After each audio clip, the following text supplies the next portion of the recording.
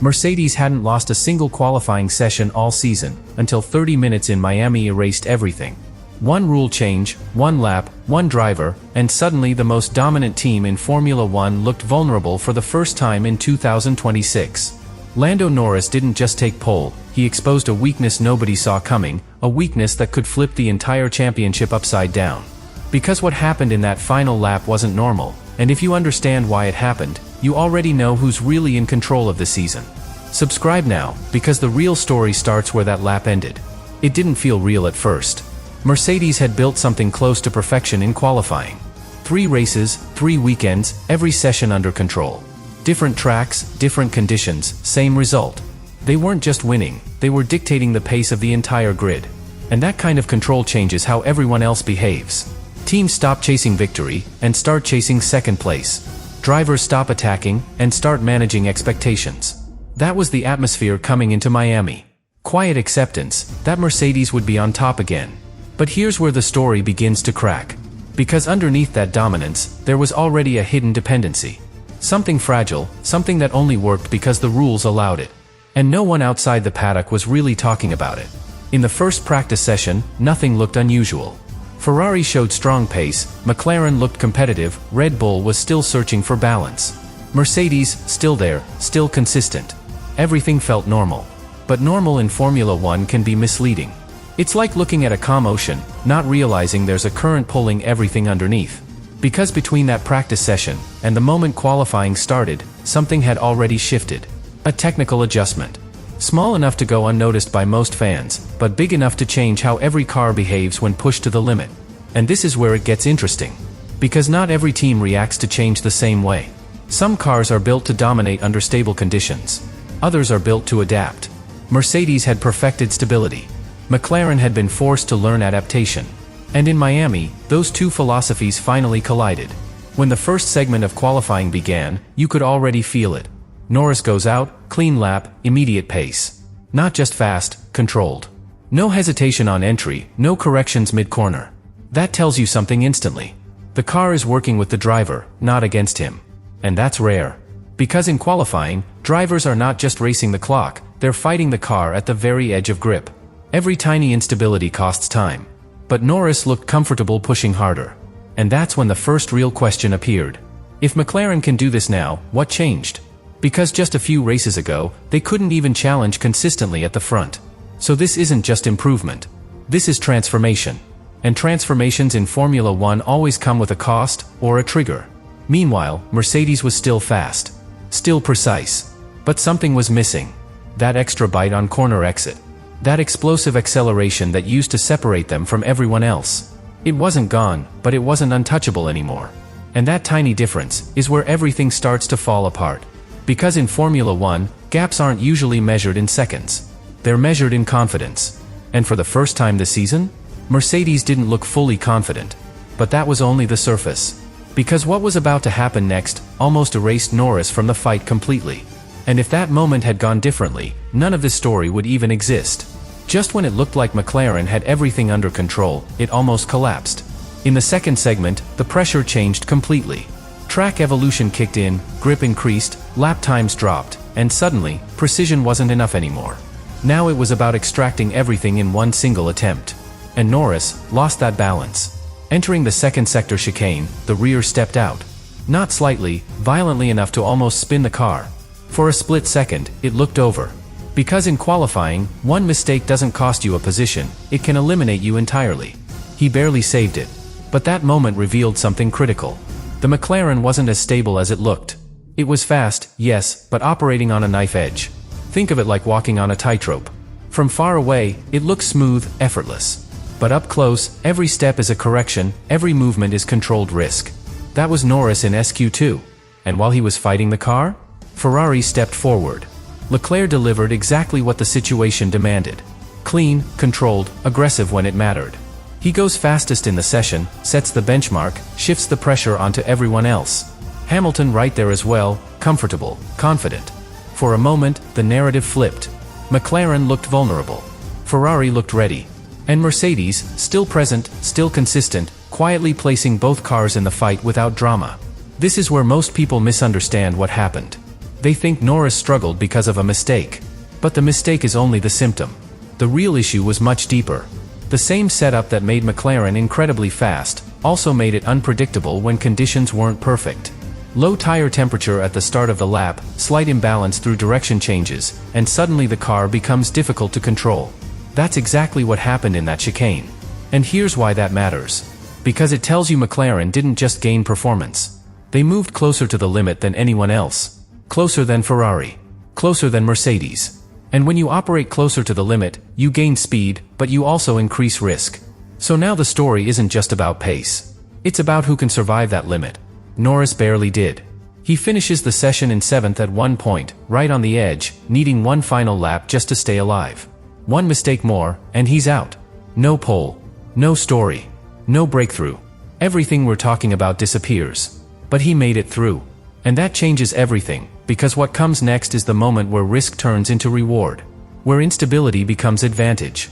Where that same car suddenly becomes unstoppable. And what Norris did in the final segment only makes sense if you understand what almost went wrong here. The final segment started, and everything slowed down. Not on track, but in perception.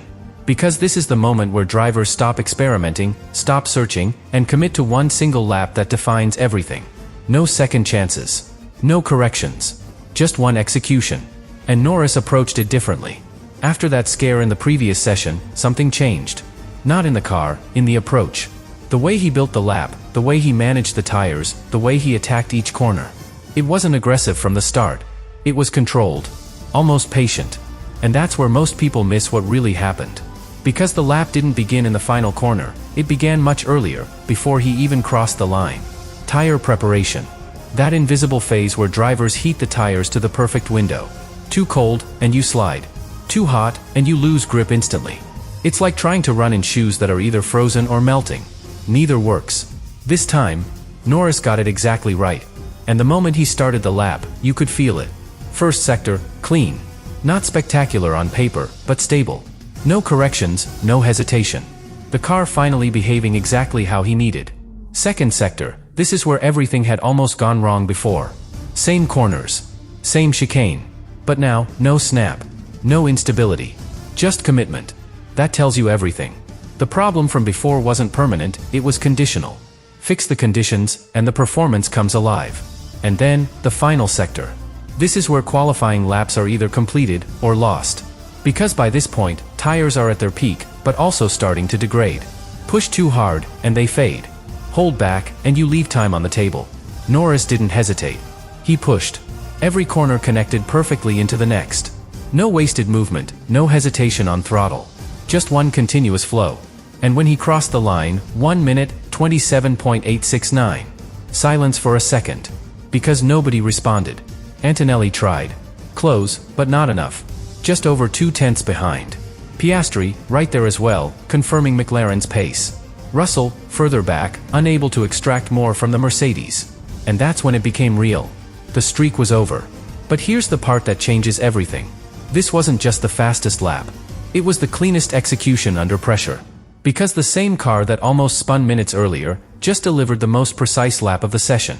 That contrast is the key. It tells you McLaren found a window. A very specific, very narrow window where the car becomes almost perfect. And Norris hit it exactly when it mattered most. But that raises a bigger question.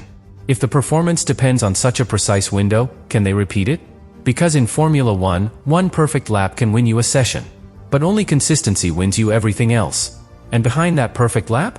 Mercedes was already trying to understand something far more concerning. Not how they lost, but why they couldn't get it back. Back in the Mercedes garage, the mood wasn't panic. It was confusion. Because losing by a small margin is normal. Losing after dominating every single qualifying session before that isn't. And the data didn't lie. Antonelli delivered a strong lap. Clean, precise, almost exactly what the car was capable of. Just 2/10 away from pole. That's not a mistake. That's the limit. And when a team like Mercedes hits the limit and it's not enough, that's when real questions begin. Because for the first time this season, they couldn't find extra time anywhere. Not in braking. Not in traction. Not in energy deployment. Especially not there. And this is where everything connects back to that small rule change before Miami. The reduction in energy recovery, from 8 megajoules to 7. On paper, it sounds insignificant. 1 unit less. Barely noticeable. But in reality, it's like taking away that final push when you're sprinting at full speed. That last burst that separates first place from second. Mercedes had built their entire qualifying dominance around maximizing that burst. Their car wasn't just fast, it was optimized to release energy in the most efficient way possible, exactly when it mattered most, especially on corner exits. Now that advantage was reduced. Not removed, reduced. And that distinction is crucial. Because it didn't make Mercedes slow. It made them human. Think of it like a student who always had extra time on every exam, and suddenly, that extra time is gone. They're still good. Still capable. But now they have to operate under the same pressure as everyone else. That's Mercedes in Miami. And under that pressure, McLaren adapted faster. But here's where the story gets even more uncomfortable for Mercedes. Because one car finishing second is manageable. The other car finishing sixth is a warning. Russell couldn't extract the same performance. More than 6/10 away from Norris. The biggest gap he's had all season in qualifying. And that tells you something deeper. The window of performance for the Mercedes wasn't just smaller, it was harder to access. Antonelli found it. Russell didn't. Same car. Same session. Completely different outcome. That's not coincidence. That's instability at a structural level. And when a dominant team starts relying on perfect execution just to stay competitive, they're no longer dominant. They're vulnerable. Even Toto Wolff admitted it. A heavy blow. Stronger than expected. The kind that forces you to rethink everything, not just small adjustments. But here's the part that most people overlook. Mercedes didn't look defeated. They looked calculating. Because they know something others might not. Qualifying exposed the weakness. But the race might hide it. And that creates a dangerous situation for everyone else. Because now, the grid is split between two realities. One where McLaren can strike first. And another, where Mercedes could still control the outcome when it really matters. So the question isn't just who is faster. It's when they are faster. And that timing is what could decide everything that comes next.